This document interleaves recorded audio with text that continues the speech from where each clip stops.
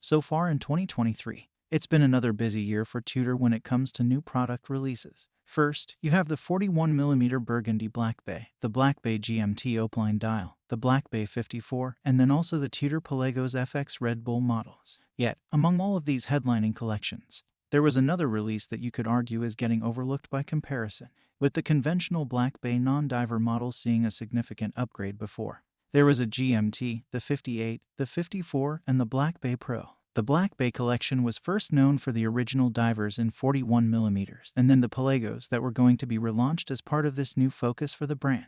In select markets, you get quickly to follow a few years later was another pillar that was established in 2016. Often associated with the name Black Bay 36, despite it being available in a variety of case sizes.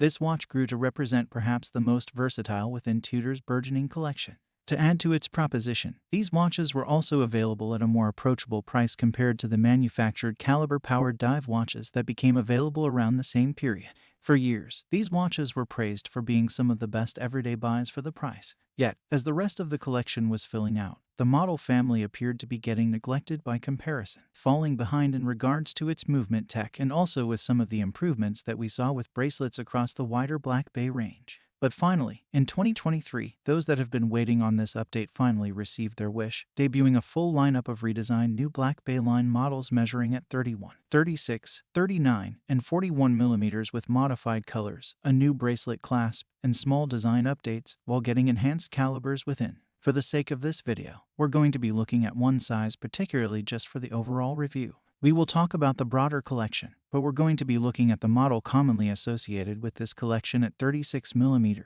with this example specifically coming with that new shade of blue. In this video, really what I'm hoping to do is dive deeper into this specific model collection.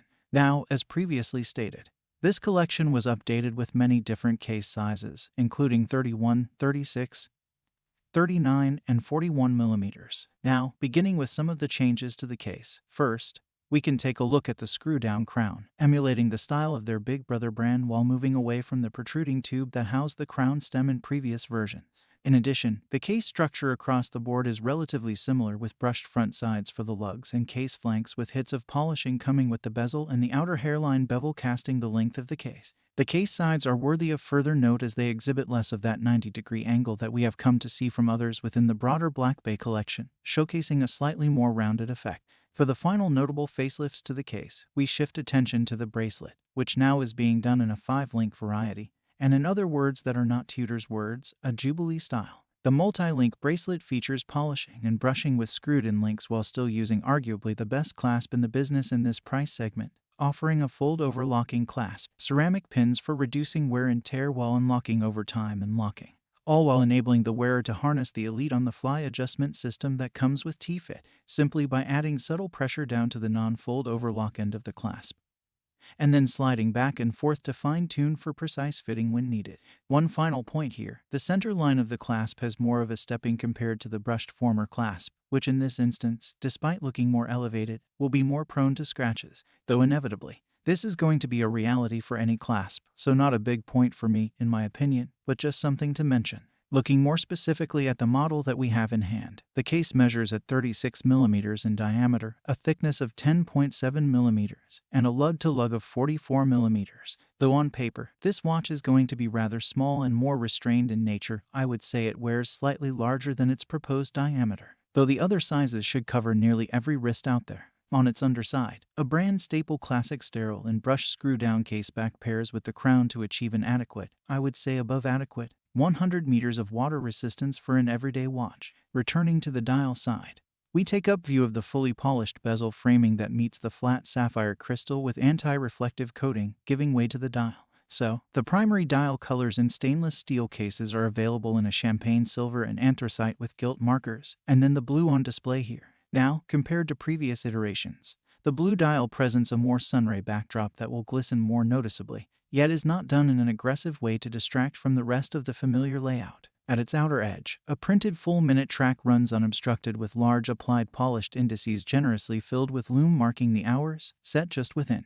At its center, a loomed snowflake hour hand and sharpened pencil minute hand conduct the time telling, while a sweeping lollipop second hand with its own loom glides over the text, pairing with the rest of the elements and shining exceptionally in the dark. Printed at 12 is the Tudor shield that rests above the Tudor Geneve, while the updated chronometer officially certified text is going to be at 6, helping to give us a sense of what's going on with that other significant change happening with this Black Bay collection. But the movement on the inside. What might be the most significant upgrade comes from what is out of view for this watch, with the inclusion of the manufacturer caliber MT5400. In 2022, we saw the release of the SMG models of this line that came accompanied with Tudor's manufactured movements within, and that was a sign that perhaps more was to come in the future with rollouts. Now, this movement is a non-date version and is seeing work in models such as the Tudor Pelagos 39mm and the Black Bay 58925, just to name a couple of examples. Now, boasting its chronometer certification, the caliber operates at 28,800 vibrations per hour or 4 Hz. It features hacking and hand winding. Hacking stops the second hand when you pull the crown to the farthest position, and an impressive power reserve of 70 hours across the lineup, except on the 31mm version where the power reserve is going to reach 50 hours. These are also COSC certified movements, so they're going to be confirmed to run accurately within the parameters of -4 to +6 seconds per day, with the model here running well inside those specified numbers when testing across 5 different positions. This caliber also comes with a silicon balance spring along with a free-sprung balance, which aids in its resistance against magnetic fields and the adverse effects of abrupt shocks. Now, let's unpack these pros and cons and give some concluding thoughts, some pros and cons, and ultimately, I'll just share who I think this watch is ultimately for and what these watches are ultimately for. The release schedule for Tudor this year was, to say the least, very, very busy, and in the watch world, when you're on the ground for all these new releases, you try to figure out what is the talk of the town, what are the big releases. And for Tudor, it seemed like the thing that was getting the most buzz was the Black Bay 54. And although I have a lot to say about that release and thought it was probably the most noteworthy and daring and really unexpected, sometimes what gets the headlines and what serves as the more viable watch for more people are two very different things. Case in point, I think, is here. As if you're looking to maximize your budget for under $4,000 and are looking for just one watch to do it all for you and maybe aren't as interested in those dive watches from Tudor. I would argue this is perhaps the best positioned collection now to do that from Tudor. And you could also argue that if you are looking for that one watch, which I know is not the majority of you that I'm speaking to, but if you are looking for just one, you could say that this is probably the best position of any watch from Tudor, dive watches or not. Now let's discuss some of the challenges associated with this piece, and I think the first has to be the price increase that has happened here. Now, this is a byproduct of receiving the upgraded movement by over $500 in the retail price. Now, this isn't going to be as sizable a jump compared to other brands that do this. Now, there aren't many brands, and there's not necessarily a best practice when it comes to what do you position an off-the-shelf, a base caliber versus moving into your manufactured movements.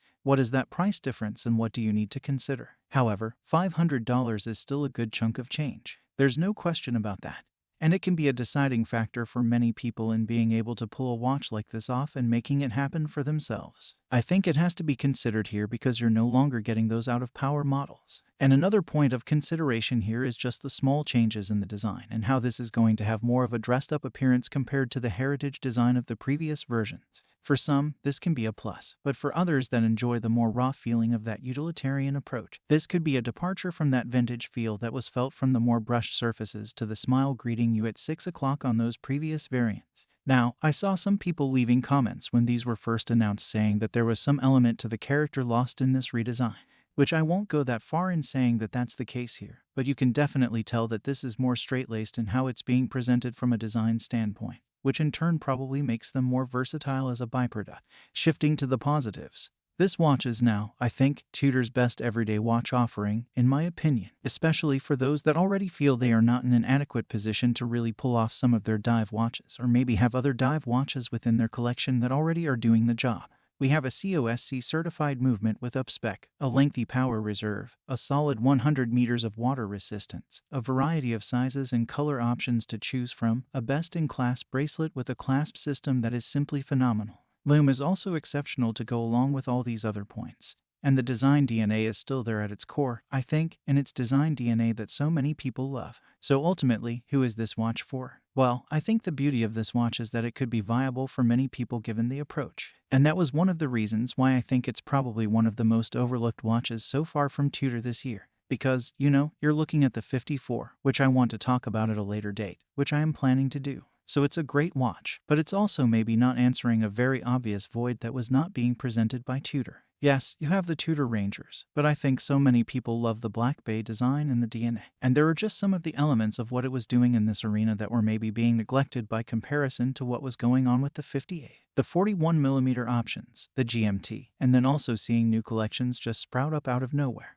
Where I see this watch really excelling is in that circumstance where you maybe are looking for your first luxury watch, or you are looking for a complimentary watch that could be worn in those days when maybe you're just not sure what to wear and you want something that can just do it all, be suitable pretty much no matter what day and what the day is going to entail. In this instance, this is where the watch makes a ton of sense, and sure, it might not have the charm or the hype that you'll see with some of the Tudor dive watches, though that isn't why I think most people, like you, probably watch this channel or buy watches in general. It has to make sense for you and your lifestyle. And simply put, this watch, given its approach, should make sense for many of you. Thanks for watching. If you enjoyed this review and want to stay updated on the latest watches and trends, please consider subscribing and hitting the notification bell. Your support is greatly appreciated. See you in the next video.